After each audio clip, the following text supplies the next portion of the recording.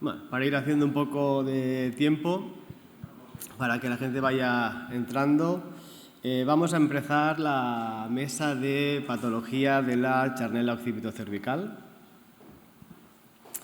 Era una parte de que estuve viendo que en los últimos programas no se había tratado, y si venimos a Girona, cómo no, hemos de hablar de la patología occipitocervical.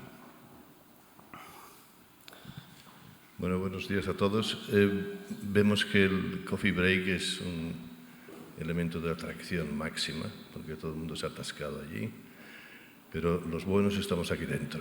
Entonces creo que vamos a dar comienzo, porque si no se nos va a hacer una bola y después viene la inauguración oficial con las autoridades. El doctor don José Luis Caro Cardera es el actual jefe de servicio del Hospital Trueta, y nos va a hablar de la evolución del atornillado anterior odontoideo, utilidad de la navegación y el TAC intraoperatorio. Adelante. Perfecto. Pues como hablábamos, si estamos en Girona, permitirme que hable del atornillado anterior y cómo hemos ido evolucionando con el uso de la navegación y el TAC intraoperatorio. ¿Por qué si estamos en Girona hablamos de odontoides? Pues gracias al doctor Secundino Martín Ferrer, que a mí me gustaría dedicarle esta ponencia y que espero que esté orgulloso de sus enseñanzas. Él es una persona que durante mucho tiempo estuvo haciendo cursos, ponencias por toda España, haciendo un artículo que ya alguien ha presentado a primera hora y que en principio muchos de nosotros hemos aprendido gracias a él. Bueno, fracturas de odontoides. Rápidamente, sabemos que representan el 10-20% de las fracturas cervicales. Son las fracturas más comunes en pacientes de 70 años y las tipo 2 de Anderson Alonso es la más frecuente y la más inestable. Es tan inestable que se comporta como una lesión del ligamento transverso, con un riesgo de lesión medular diferida si no acaba consolidando. ¿Qué es lo que hemos visto a nivel de los tratamientos conservadores? Que este tipo de tratamientos tienen una gran tasa de no fusión. Y factores como son la irrigación, la vascularización de este apéndice, como también lo que es la superficie de lo que es la fractura, son factores determinantes para lo que son la pseudoartrosis. Y por lo tanto, el mensaje es, y las recomendaciones es, la mayoría de fracturas tipo 2 de odontoides se deberían de operar. La pregunta es, ¿cómo? Tenemos la indicación de lo que es el atornillado anterior, en las cuales tendríamos los casos ideales serían las fracturas tipo 2, con trazo favorable, las tipo 2 de Grauer, fracturas reducibles y bien alineadas, ligamentos transversos íntegros. Fracturas que sean recientes, nosotros utilizamos el límite de las 6 semanas porque vemos que dentro de lo que es la fisiopatología de la fractura y de la consolidación de esta es la que nos puede ofrecer mejores resultados, y luego después pacientes que tengan una anatomía favorable, cuellos largos, sin cifosis, tórax reducidos, y los beneficios de esta intervención, como sabemos, es que se ha visto que hay una fusión entre el 80 y el 100%, preservan lo que es la rotación del segmento C1-C2, que ya sabéis que casi lo que es la rotación en esta articulación participa entre el 40 y el 50% de la misma, y es una cirugía que con una correcta planificación y preparación tiene un menor tiempo quirúrgico. Contraindicaciones o indicaciones para la fusión posterior, pues trazos desfavorables, tipo 2C de Grauer, roturas del ligamento transverso, subluxaciones significativas de lo que es la articulación alloxoidea, fracturas irreductibles y que estén desplazadas a más de 5 milímetros, fracturas con minutas de lo que es la base, las tipo 3 de Hanley, pacientes con osteoporosis severa, fracturas crónicas o anatomía desfavorable. No estoy explicando más de lo que ya seguramente conocéis. Y en lo que es el tema de lo que es las fracturas de odontoides, ¿cuál es el reto que tenemos actualmente los neurocirujanos?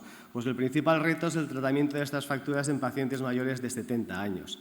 Las guías americanas concluyen que el tratamiento de las fracturas de odontoides en pacientes de edad avanzada, independientemente del tratamiento ofrecido, se asocian a mayores tasas de fracaso y mayores tasas de mortalidad.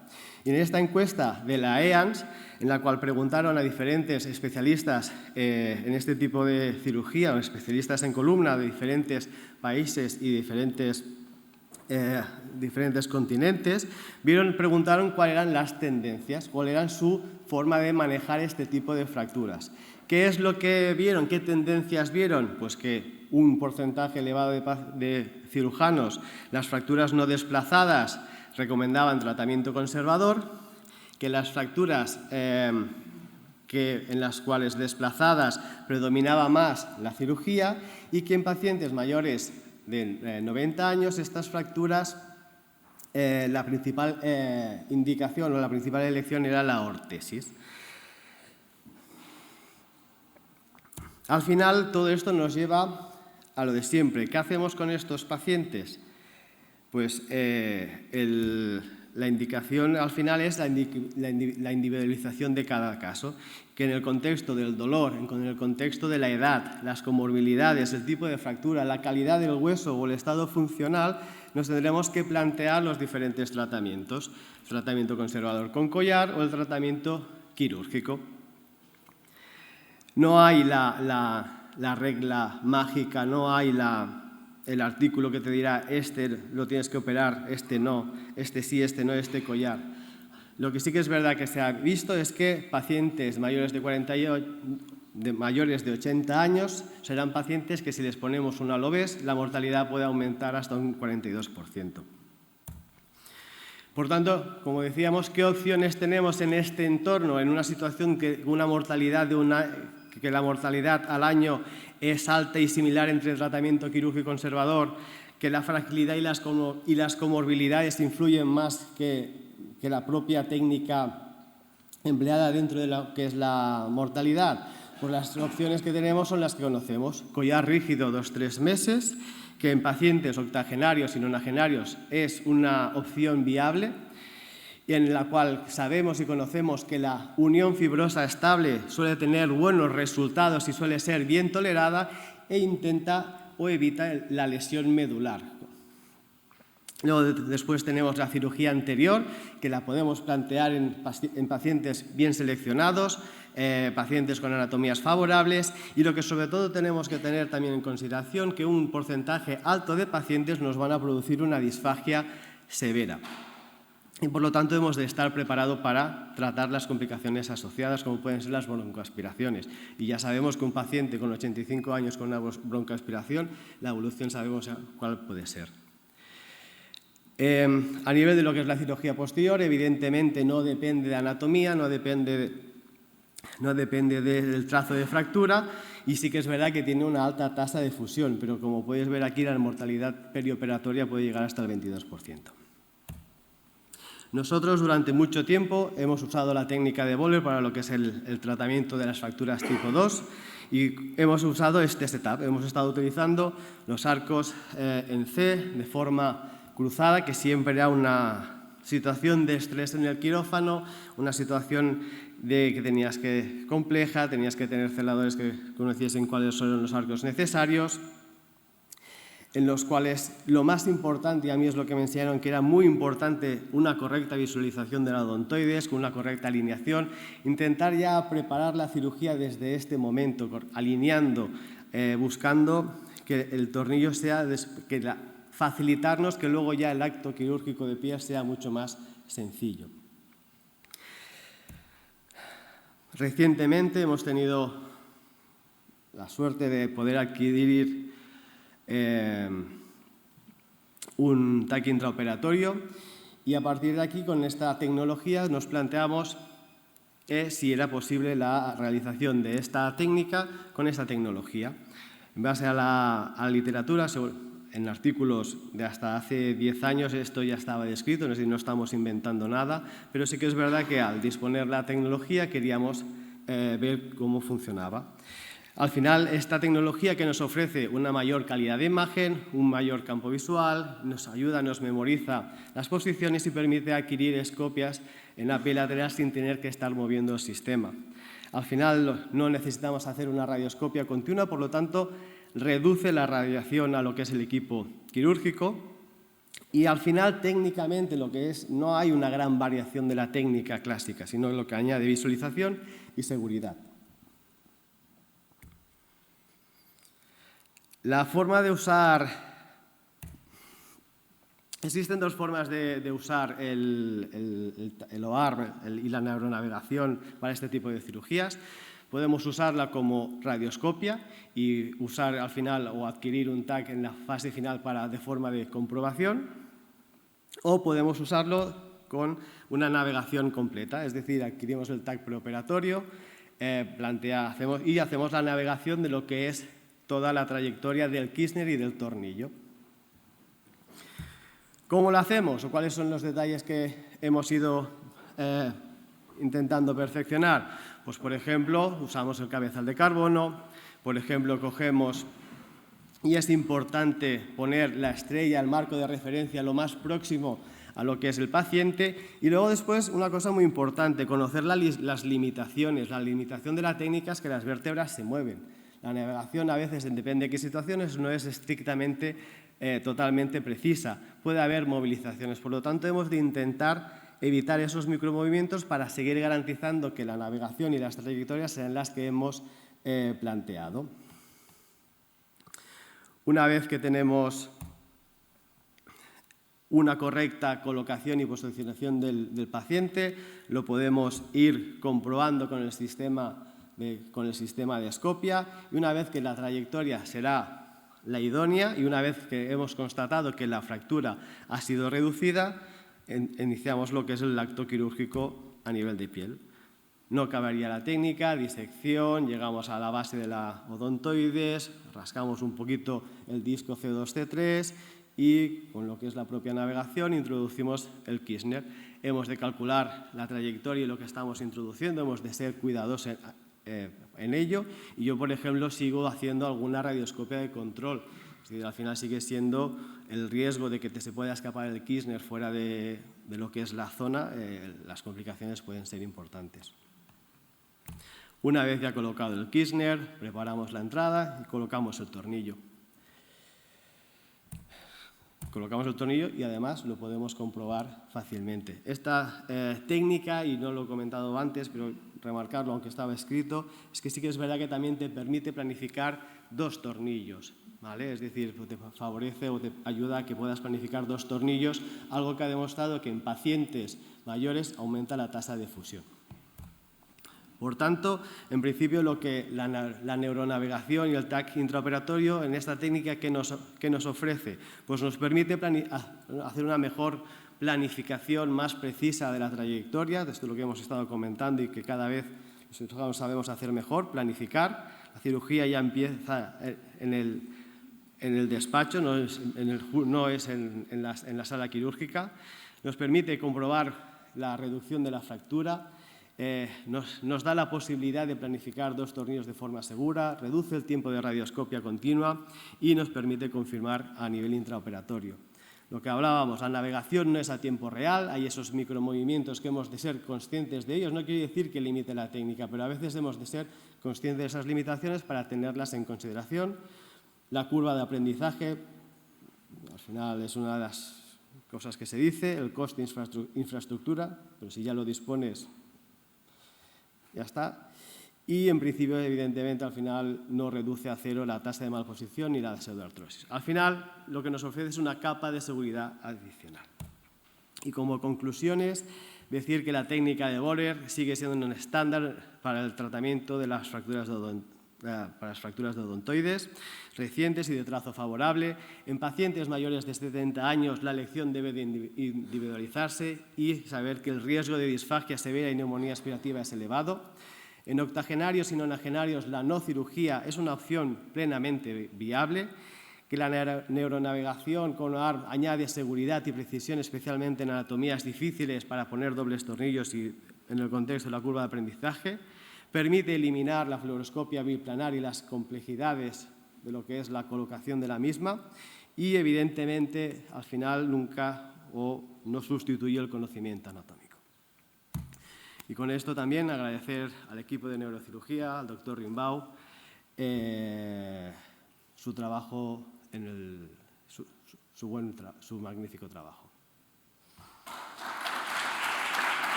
Nos va a hablar del análisis morfológico del pedículo istmo de C2 para la viabilidad de la colocación segura de tornillos pediculares C2.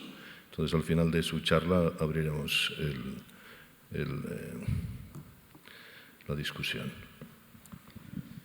Muy bien, buenos días. Efectivamente voy a hablar del análisis morfológico del pedículo de C2 y cómo estudiar la viabilidad para la implantación de tornillos pediculares.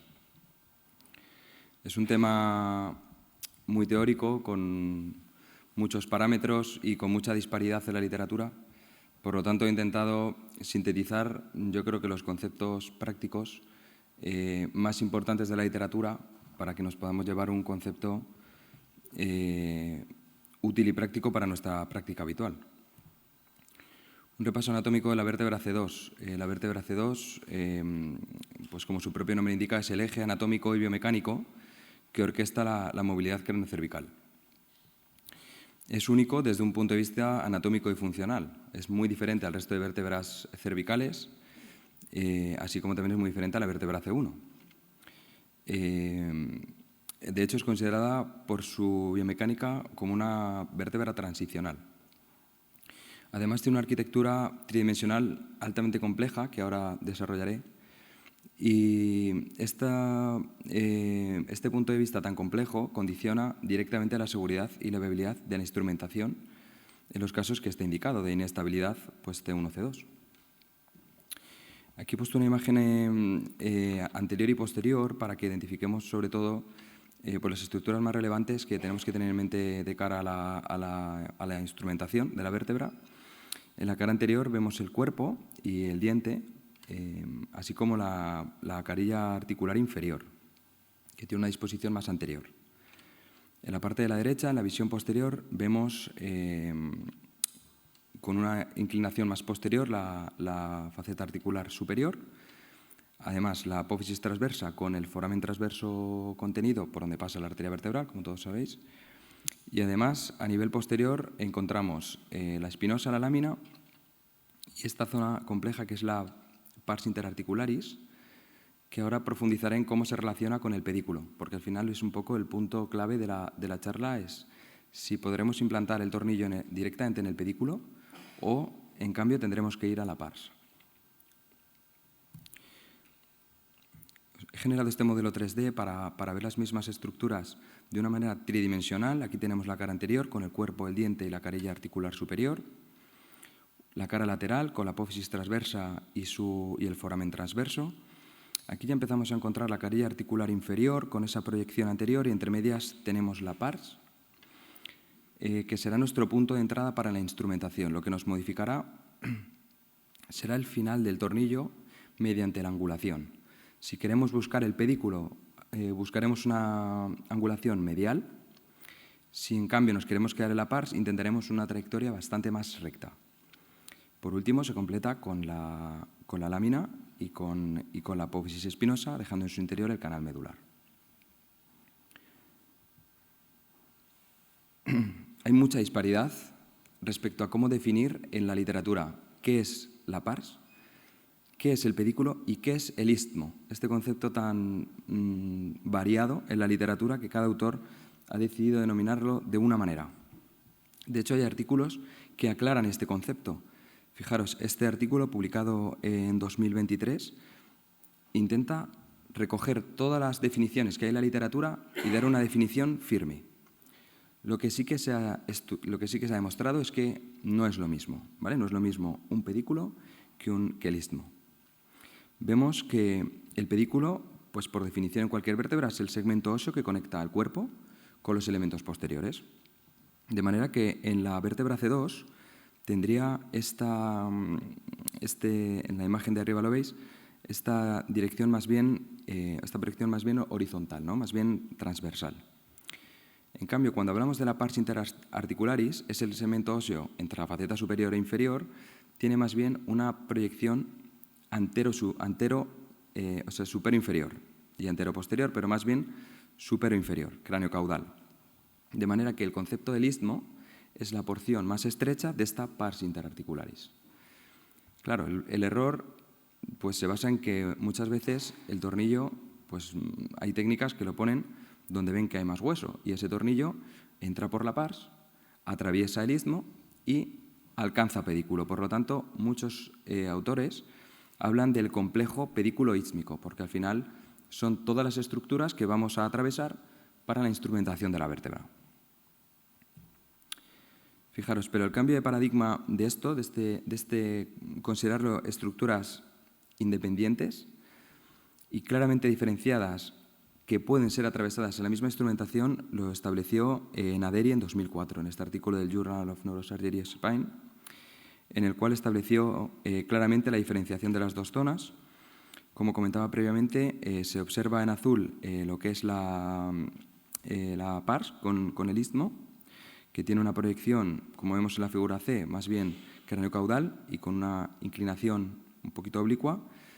En cambio, cuando ya estamos hablando del pedículo, estamos hablando de esa estructura más bien axial, horizontal, que sobre todo predomina su relación con la carilla inferior. Aquí lo vemos en la imagen B, una visión inferior, cuyos límites pues, son el canal medular y el cuerpo, el foramen transverso y posteriormente pues, esa carilla inferior con la pars. Fijaros, en el propio Greenberg también lo describen así, con esta inclinación y esta diferenciación de lo que es pedículo a la pars interarticularis con su istmo. Nada, un breve repaso histórico de cómo ha evolucionado la instrumentación de esta vértebra. Claramente, esto inició con una era pretornillos, con Galí en 1939 y Brooks en 1978. Básicamente ponían el injerto óseo con alambres y objetivaron que tenían muy pobre control rotacional, es decir, sí que limitaban la flexoextensión, pero la rotación los pacientes la mantenían y no conseguían estabilizarlo por completo. En 1986 hubo un gran primer salto que pasamos a la era del tornillo transarticular, gracias a Magel, en 1986, pero el problema de esta técnica es que pues tenía una elevada incidencia de daño vascular a la vertebral. Entonces ya pasamos a la era de la segmentación moderna. Gracias a Goel, en 1994, diseña la técnica de C1 a masas laterales y C2 buscando ese complejo pars pedículo. Posteriormente, en 2001, Harms la perfecciona empleando tornillos poliaxiales. De manera que es en 2004 cuando empiezan a ver que hay pedículos que no son viables y Wright describe la técnica de tornillos translaminares para casos en los que el pedículo no es viable. En la actualidad, la realidad es que se hace o se intenta hacer una planificación 3D individualizada al paciente y, como decía José Luis, pues intentar navegar siempre que se pueda. ¿Qué diferencia hay entre poner el tornillo en el pedículo o dejarlo en la pars? Fijaros, el punto de entrada es similar. Lo que nos va a cambiar es, como comentaba, la trayectoria. ¿Por qué? Porque lo que buscamos aquí es coger hueso que nos permita aumentar la estabilidad, ¿no? Que nos permita que ese tornillo agarre más. Entonces, este estudio publicado en Spine, en 2014 por el grupo de Bacaró, somete los tornillos a diferentes fuerzas de pull-out. Entonces, lo que hace es genera tres grupos. Uno en el que pone bilateralmente tornillos pediculares, uno en el que bilateralmente pone tornillos a la pars, y luego un tercer grupo que hace un híbrido. En un lado pone un tornillo pedicular y en el otro ponen un tornillo a la pars. ¿Y qué demuestran? Pues demuestran que claramente el tornillo pedicular es mucho más resistente, no solo a la fuerza de pull-out, sino también a la fuerza de tracción continua. Fijaros, aquí están los grupos, ¿vale? En azul tendríamos los tornillos a la pars, en rojo tendríamos los tornillos pediculares y en verde tendríamos los híbridos. Fijaros cómo de manera estadísticamente significativa los tornillos de la pars tienen más movilidad, la cervical. Ese es el rango de movimiento, se mueven más que claramente el rojo, que son los transpediculares. Pero fijaros, esto es interesante porque el grupo híbrido también aumenta, o sea, genera una mayor fijación que los dos de la pars. Por lo tanto, luego lo comentaré, pero si vemos casos en los que un pedículo es factible y el otro no, no hay problema. Vamos a poner uno en el pedículo y el otro, si no es factible, lo ponemos en la pars. ¿Qué concluyeron? Pues que efectivamente hay que intentar ponerlos a pedículo bilateralmente. Como plan B se puede hacer el híbrido, pero que tengamos en mente que un tornillo pedicular es el doble de resistente que uno de la pars, ¿vale? Al menos el doble de fuerza de pull-out. De manera que, ¿cuál es el problema para introducir estos tornillos transpediculares en C2? Que hasta un 20 o incluso un 30% de los pacientes presentan una anatomía desfavorable para implantar estos tornillos. ¿Por qué? Por dos cosas. Porque nos encontremos un diámetro de pedículo muy estrecho o porque nos encontramos una arteria vertebral de presentación alta, lo que llamamos el High Grading Vertebral Artery. Respecto al diámetro del pedículo, el diámetro normal en estudios anatómicos ronda los 5 o 7 milímetros. ¿Cuándo vamos a considerar un pedículo estrecho o no viable? Menos de 4 milímetros. ¿Por qué? Porque normalmente el tornillo más fino es de 3,5 milímetros de diámetro, por lo tanto, pues tiene sentido intentar respetar 0,5 a cada lado para no invadir ni el canal ni el foramen transverso.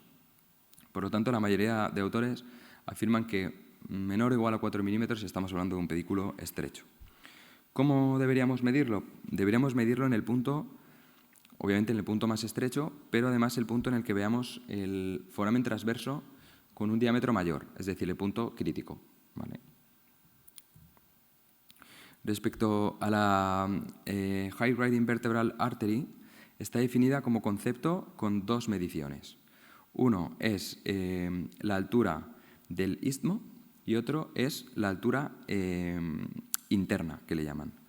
De manera que en la A tenemos la altura interna, ¿vale? Sería un trazo vertical desde el punto del foramen transverso hasta la cortical, y el punto del istmo sería en ese mismo corte dirigido hacia la pars. ¿Qué recomiendan? Hacerlo desde 3 milímetros lateral al canal, es decir, empezamos en un sagital en el canal, movemos 3 milímetros en el escáner y hacemos estas dos mediciones, una vertical y la otra oblicua hacia la pars. De manera que tendremos una arteria vertebral de riesgo cuando o bien el istmo sea menor o igual a 5 milímetros o bien la altura interna sea menor o igual a 2 milímetros. Es decir, aquí vamos a ser un poquito más flexibles.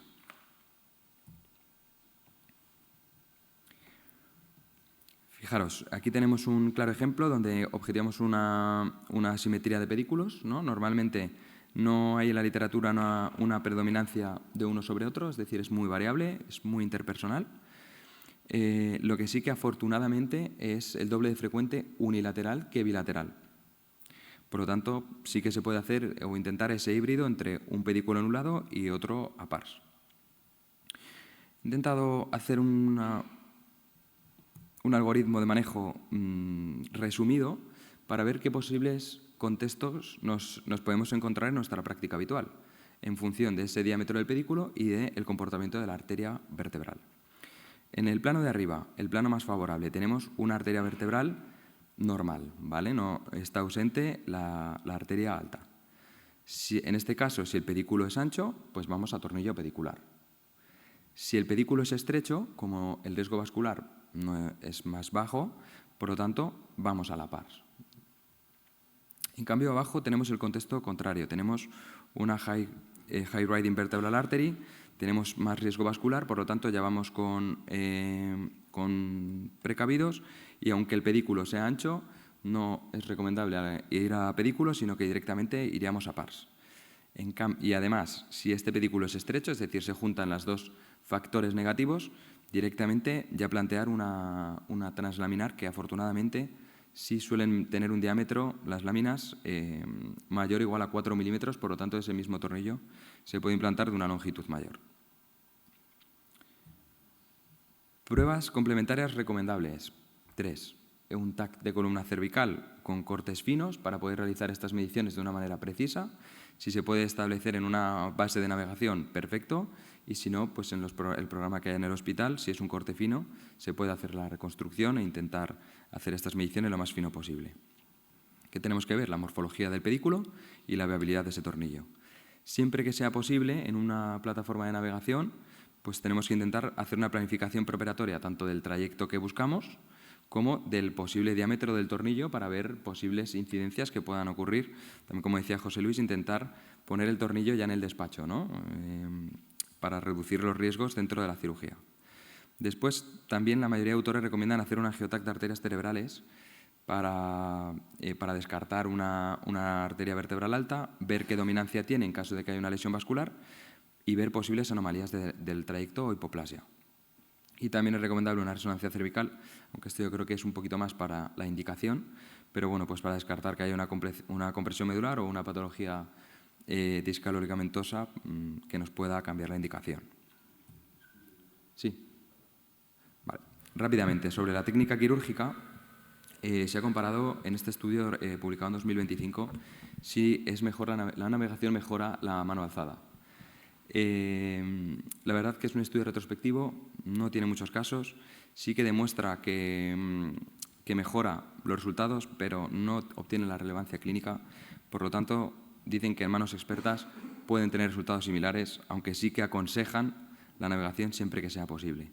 Para finalizar, un caso práctico de un varón de 26 años con una fractura de odontoides tipo 2 que se intentó en un primer momento un tornillo transodontoideo sin conseguir la reducción y con una persistencia de dolor cervical.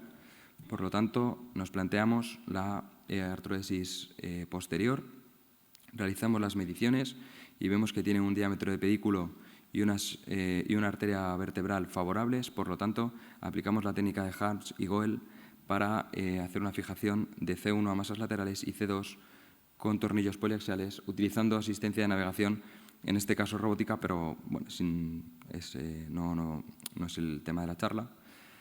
En quirófano, pues algunos conceptos técnicos con la fijación neutra, el Mayfield de carbono y la fluoroscopia con el OARM, con el objetivo pues, de poder tener una visión directa de cómo se encuentra la vértebra y poder realizar la planificación.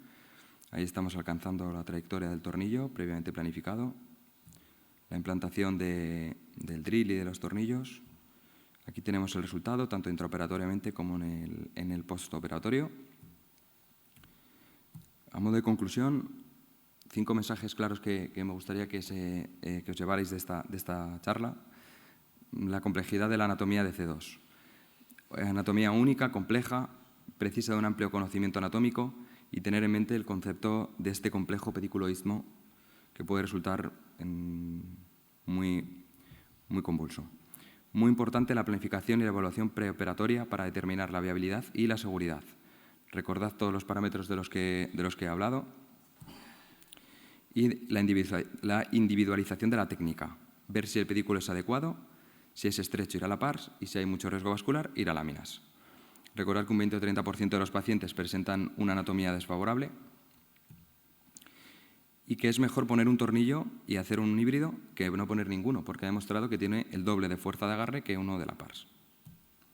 Por último, recomendar altamente el empleo de navegación para reducir posibles complicaciones neurovasculares asociadas.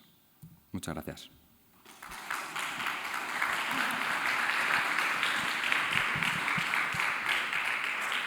Muy bien, una vez finalizadas las presentaciones, damos paso a la discusión.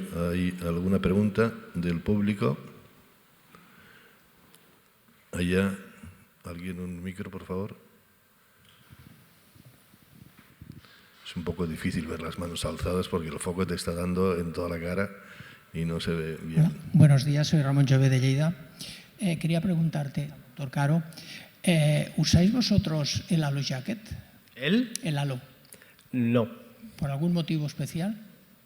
Escuela, enseñanza, usamos más el collar termomodelado en los casos en los cuales consideramos el tratamiento conservador o el rígido Filadelfia.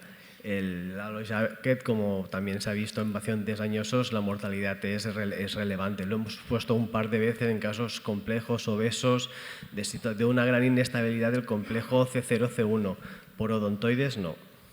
Lo digo porque hay un estudio multicéntrico hecho aquí en Cataluña comparando a los jackets con cirugía y los resultados son significativamente bastante parecidos. Si queréis ya os los pasaremos, pero la verdad es que es muchísimo más cómodo, lo puede hacer de urgencias y te olvidas de la fractura. Solo esto, gracias. Perdón, me chivan aquí en el pinganillo que tenemos que pasar a las presentaciones de los dos doctores restantes y luego hacemos la discusión de todos. Por lo tanto, damos paso a doctor Muñoz, que está allá en el fondo. Sí.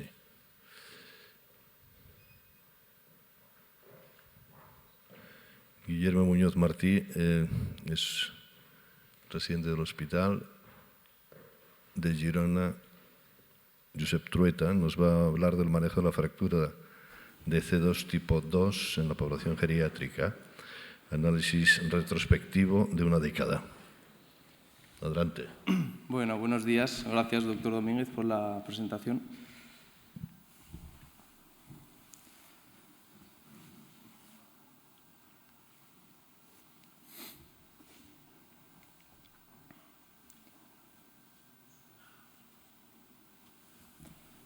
Parece que había un problema técnico.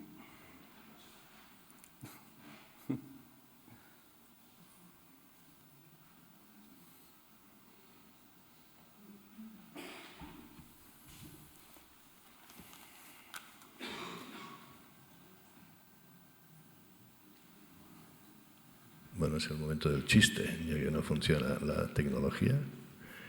Me hace especial ilusión que el doctor presente, porque nos conocemos desde hace tiempo. Él fue estudiante en la unidad docente de Germán Strías y tuve el honor y el privilegio de darle clases. Adelante. Bueno, gracias, doctor Domínguez. Bueno, como decíamos, voy a hacer una presentación sobre la fractura de odontoides tipo 2, sobre todo en una población especial que son los pacientes mayores de 70 años y consistirá en una serie retrospectiva de 10 años, del 2015 a 2025, de nuestro centro, el Josep Trueta, de Girona.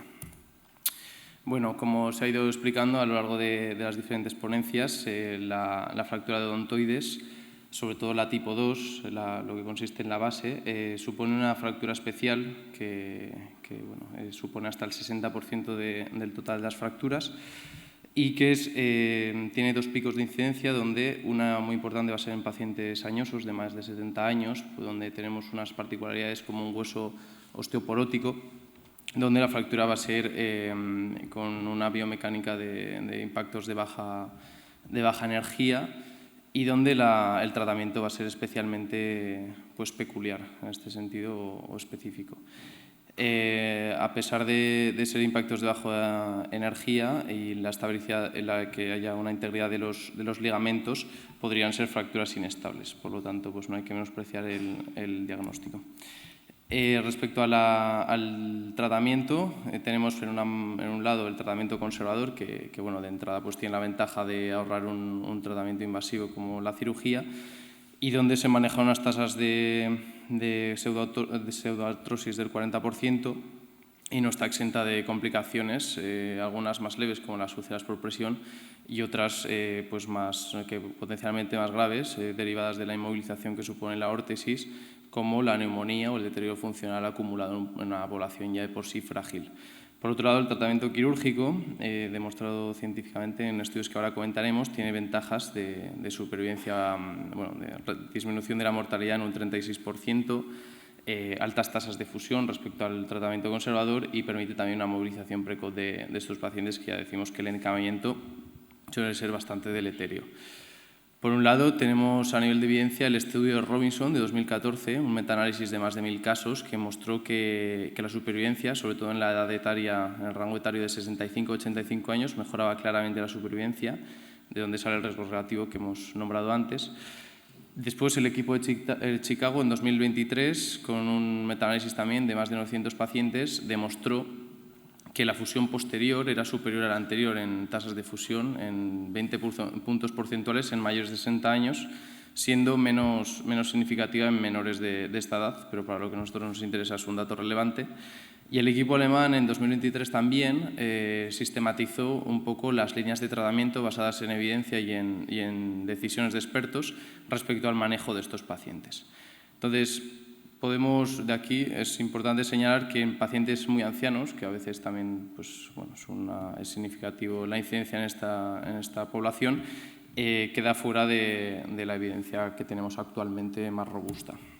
Respecto a las técnicas quirúrgicas, por un lado, como explicaba el doctor Caro, tenemos el atornillado anterior, la técnica de Böhler, que por un lado es una osteosíntesis directa que permite preservar la rotación de la articulación C1-C2, encargada del 50% de la movilidad de rotación cervical, y tiene unas tasas de fusión que son bastante positivas, de hasta el alrededor del 90%, pero no todos los trazos de fractura van a ser adecuados para este tipo de tratamiento. Las fracturas comminutas, así como los trazos que no sean favorables, pues van a dificultar aplicar esta técnica. Por otro lado, tenemos la fusión posterior, una técnica más cruenta, pero que permite unas tasas de fusión por la biomecánica del procedimiento pues, más estables. Lo que sí que perderemos la rotación de este segmento y, como comentaba, mayor morbilidad quirúrgica. Bueno, dicho todo esto, pues nuestra serie consistía en, como decíamos, una serie retrospectiva de 2015 a 2025, que tras aplicar los criterios de inclusión y exclusión pues, eran 57 pacientes en total. Mayores de 70 años hasta los 97, con una edad media pues, de unos 83,6, y señalar que casi el 44% de los pacientes eran mayores de 85 años, o sea, una población bastante envejecida. Respecto al riesgo quirúrgico, medido con la clasificación habitual del ASA, el 50% de los pacientes estaban en un ASA 3-4, o sea, con una carga de comorbilidad bastante elevada. Respecto a los tratamientos, son 19 pacientes, lo que supone un tercio de la muestra, fueron a la rama quirúrgica con tratamiento anterior, 3 fueron posteriores por fracturas complejas, generalmente fueron fracturas de C1 más C2 de odontoides tipo 2, y por contra, el 36 pacientes, el resto de la muestra, pues fue al tratamiento conservador.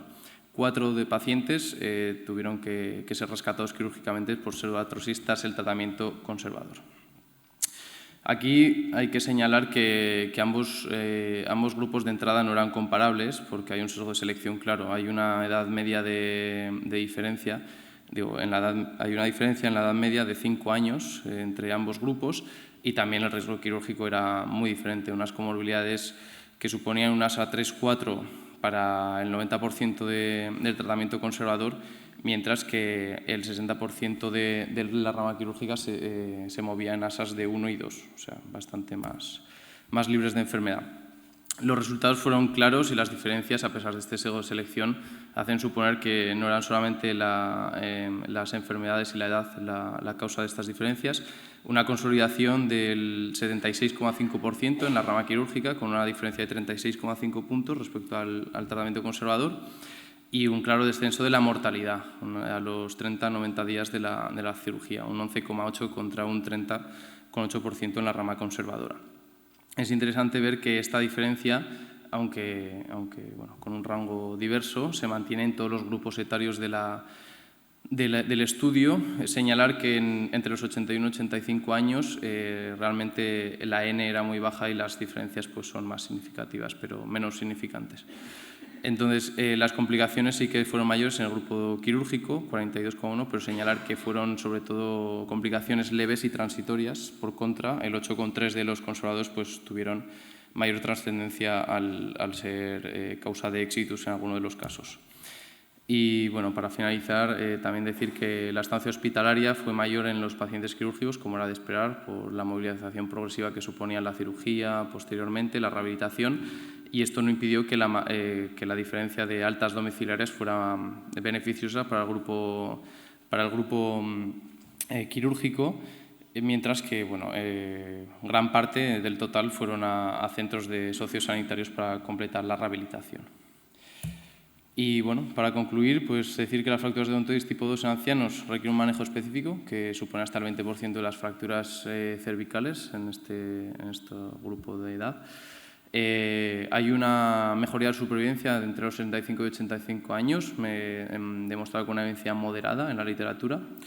La fusión posterior parece ofrecer unas tasas de consolidación superiores en ancianos, sobre todo en casos seleccionados como pacientes osteoporóticos, y que la decisión debe individualizarse en este grupo tan concreto, con comorbilidades, problemas sociales que también vemos en el día a día, alteración de la calidad ósea, etcétera.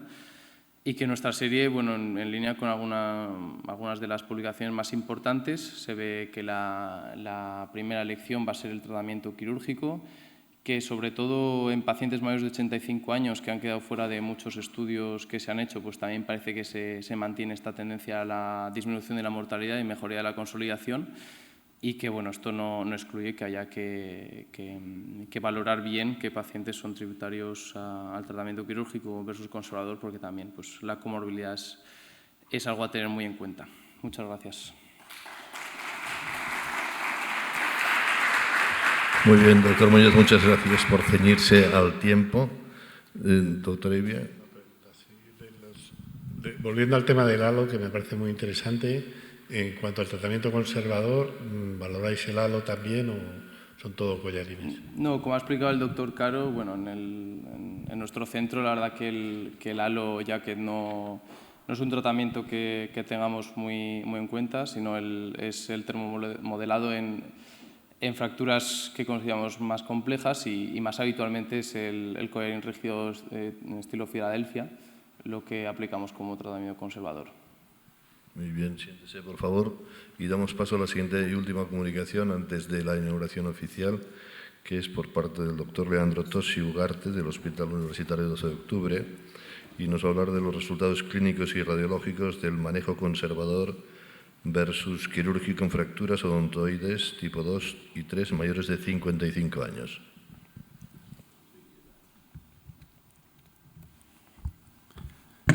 Bueno, buenos días, muchas gracias por la presentación. Primero agradecer al comité organizador por esta oportunidad de poder compartir un poco de la experiencia de nuestro hospital el 12 de octubre. Como ven, nuestro estudio titulado Resultados clínicos y radiológicos del manejo conservador versus quirúrgico en fracturas de odontoides tipo 2 y tipo 3 en mayores de 55 años. Creo que la mejor manera de mostrar la significancia y motivo de hacer este tipo de estudios es revisar un poquito de la historia de este tipo de manejo, de este tipo de enfermedad o entidad. Vemos que a raíz, y eso lo han reflejado muy bien los anteriores ponentes con sus excelentes presentaciones, viendo la historia desde la última década del 80, década del 90, con la introducción de técnicas más complejas quirúrgicas y permitir fijar a nivel cervical este complejo, vemos que la tendencia histórica inicial ha sido obviamente a fijar y buscar un resultado radiológico de fusión, consolidación ósea, una variable netamente dura. Y esto a lo largo del tiempo se refleja en tanto la proporción de pacientes que han sido fijados. Vemos desde el 2003 hasta el 2017 la proporción de pacientes fijados ha pasado de un 46% a un 86%, es decir, se ha duplicado, buscando obviamente la consolidación ósea. Pero esto va en contra de la tendencia histórica de la investigación, no de la parte asistencial, sino de la investigación, que ha dejado de lado como parte principal lo que es la fusión, la variable radiológica, y ha dado mayor importancia a la parte clínica, a las variables blandas, que es la mejoría del dolor y la funcionalidad. Esa es más o menos la tendencia histórica y la importancia que tiene la evolución del manejo de ese tipo de fractura de odontoides.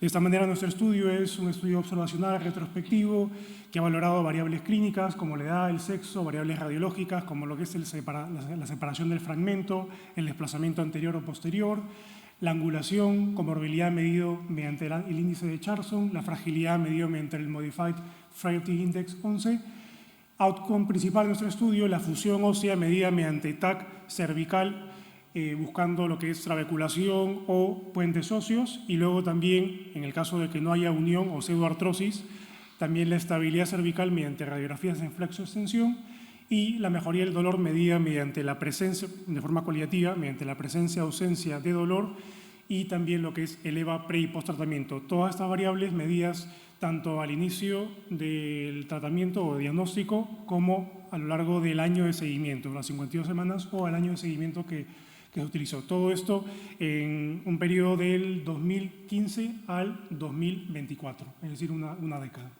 Y finalmente, los datos secundarios serían la mortalidad en el primer año y la necesidad de cirugía diferida, tanto lo que es el manejo conservador como la necesidad de reintervención en el grupo quirúrgico. Como vemos aquí los resultados de la primera tabla,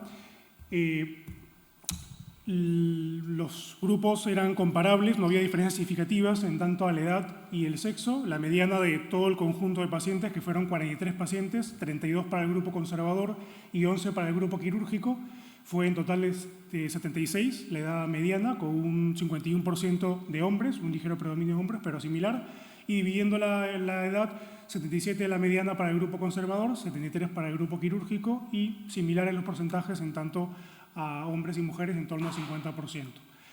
En tanto a la fragilidad, no hubo diferencias significativas, un ligero predominio de pacientes más frágiles, con un punto de corte mayor o igual a 3, que es el Modified Frailty Index de 11, tiene 11 variables, y mayor o igual a 3, de acuerdo a la literatura, se considera como una fragilidad alta, frente a un 27% en el grupo conservador de fragilidad alta. Y comorbilidad medida mediante el índice de Charson con un punto de corte de 3 o más para hablar de comorbilidad alta. Ahí sí se vio una clara predominancia de la comorbilidad alta en el grupo conservador, del 84% versus 36%, aunque sin diferencias significativas.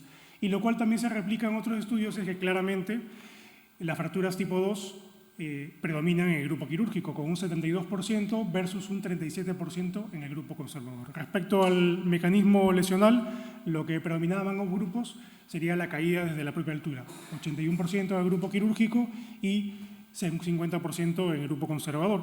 También resaltando que el grupo conservador también otro tipo de mecanismos, como el accidente de tráfico, un 25% a la cuarta parte, y las caídas de más de 1 metro, con un 15%.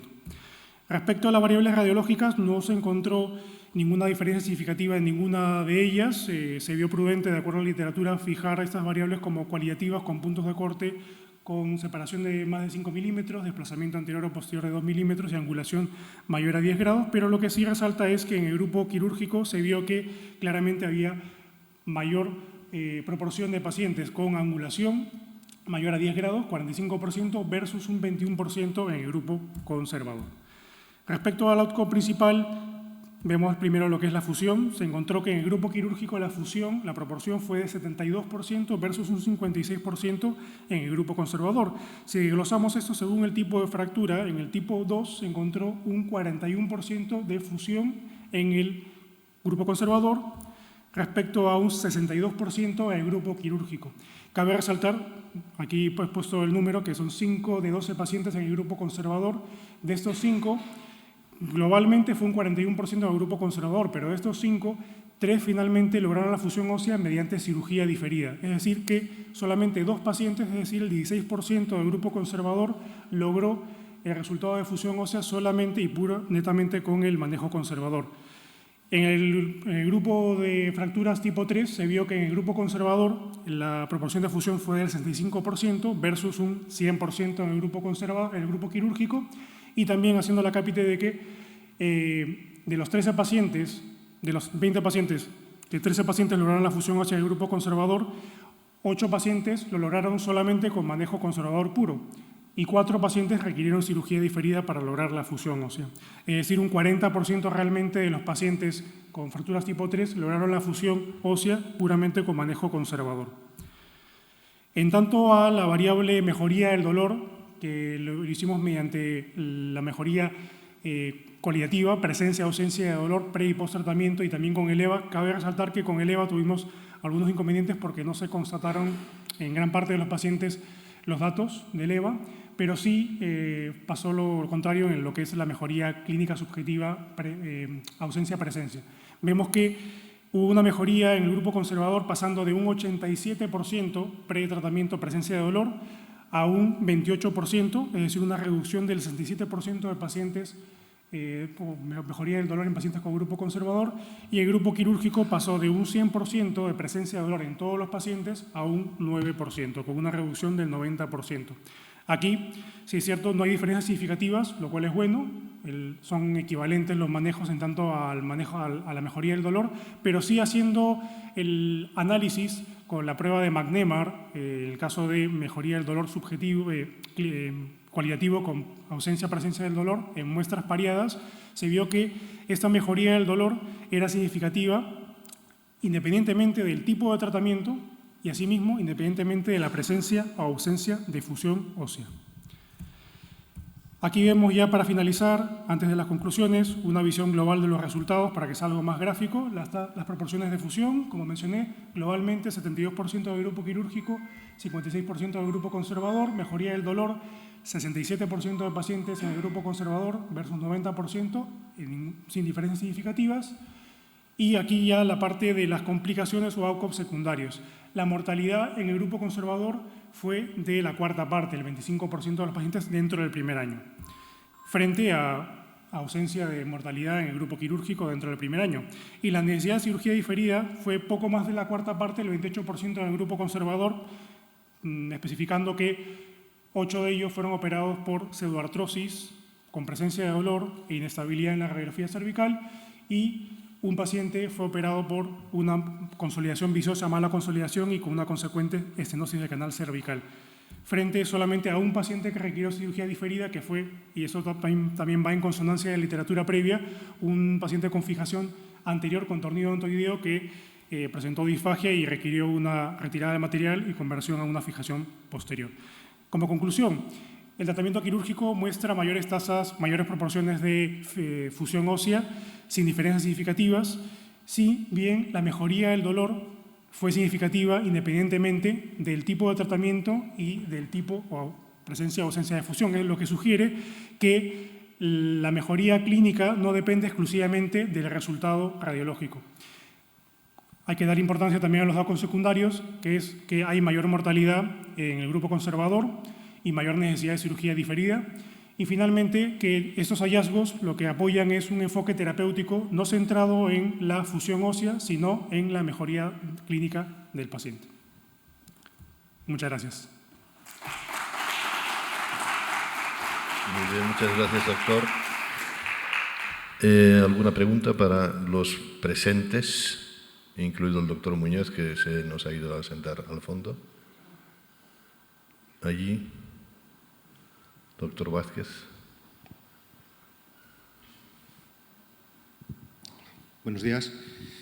Para los dos ponentes que han hablado de las fracturas de odontoides, se ha hablado de la pseudoartrosis, de la falta de consolidación, de que el abordaje posterior puede tener más complicaciones, y se ha comentado de pasada el tema de la disfagia.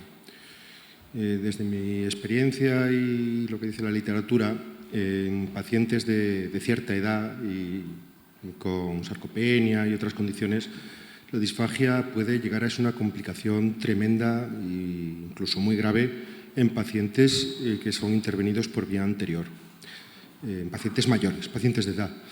Entonces, simplemente es preguntar si ese tipo de complicación, ¿habéis realizado algún tipo de estudio o lo habéis tenido en cuenta a la hora de evaluar la comparación entre abordaje anterior, abordaje posterior en pacientes de ancianos? Gracias. Repito. Perdón. Pero solo tenemos tiempo para esta pregunta. Repite la pregunta. Rápidamente. A ver, tema de disfagia en pacientes mayores operados por vía anterior y además, pues bueno, sarcopénicos, frágiles, complicación que puede ser terrible, devastadora en cuanto a la evolución del paciente. ¿En vuestros estudios habéis tenido en cuenta esta complicación a la hora de pensar en un abordaje anterior un abordaje posterior como alternativa a la técnica, al tratamiento quirúrgico de la fractura de odontoides tipo 2?